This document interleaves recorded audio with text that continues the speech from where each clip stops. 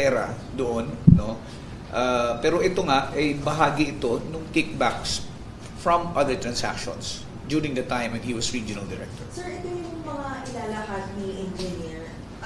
Will this implicate yung mga congressmen, senators? Gano'n kahalaga na binalyo ng DOJ yung kanyang testimonya, yung kanyang ilalahad? Well, yung kanyang ilalahad, hindi naman kasi ibig sabihin na para makonsider ka sa Witness Protection Program, all the time, meron kang tao na may tuturo. Maari din kasi na sa isang pagsasalaysay, mas maigi kung merong magpapatunay doon sa sinabi ng isa. Let's say for example, merong testigo na naglahad ng kung anong mga bagay, merong mga testigo rin na sumusuporta at nagpapatunay. Because isa sa mga requirements is that it can be substantiated, it can be corroborated.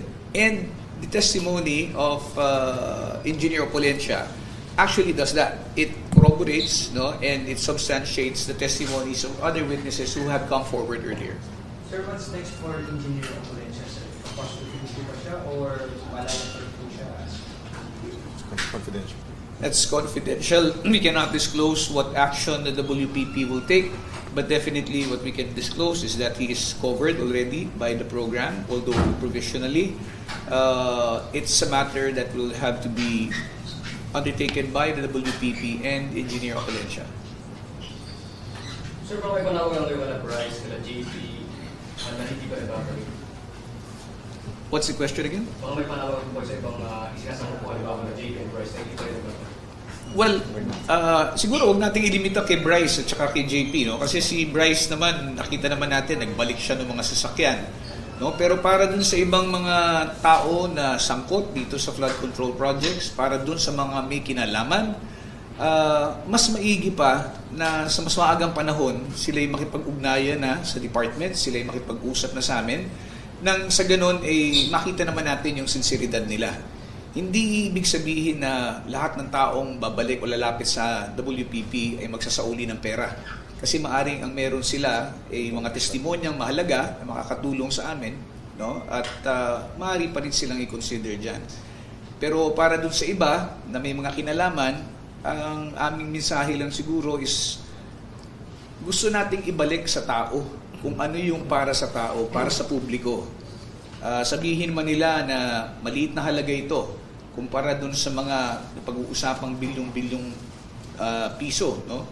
Pero mas maigi na kahit papano, paunti-unti may balik natin kaysa hintayin pa nating mawala ito. At ito'y maitago, may waldas, magastos.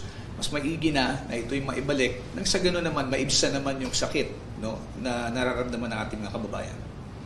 Sir, during the Senate Blue Ribbon Committee, napangalanan po si Opulencia Yusek, former Yusek Bernardo na allegedly naghahanda ng mga projects. Isa po ba yun sa sinabi po ni Opulencia? Again, we cannot go into the details of the statement of Engineer Opulencia. No? Suffice it to say na tama, nabanggit ni tawag nito, ni Yusek Bernardo, yung pangalan ni Opulencia, pero hinggil doon sa detalye nung kung ano yung mga nilalaman ng salaysay niya, mas maigi na po na hindi na po muna natin ilabas kasi confidential po ito. So, hindi siya nahagip sa asset freeze ng CA at any time? Parang hindi siya kasama dun sa mga na subject ng freeze orders na in-apply ng AMLC. Sir, so far, ano po yung challenges dun sa pag-return ng remaining from Engineer Alcantara and from Yusek Bernardo? Well, isang bagay lang, liwanagin natin. Hindi, wag natin isipin na kapalit ng pagtatanggap sa programa, kailangan magsoli o dapat magbayad. Dahil hindi binibili ang admission sa program. Now, ito'y kagustuhan noong mga nasasakdal dahil sila'y may pagsisisi, no? Nakita nila yung pagkakamali nila at alam nila sa kanilang mga salaysay at alam nila na yung mga lumabas na ebidensya ay mayroong mga malaking halagang pera na dumaan sa kanila. So, nararapat lamang na isoli ito. Now, ano ang challenge? Ang challenge dyan is kung yung tao na yun ay subject ng freeze orders. So, medyo hindi ka makakagalaw niya kasi ang iyong bank accounts ay frozen, all your assets are frozen.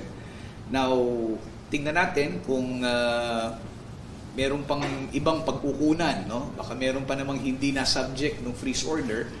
Kung yan ay nasa kanila, di mas maigi nang ibalik nila. Okay? Good. Maraming salamat.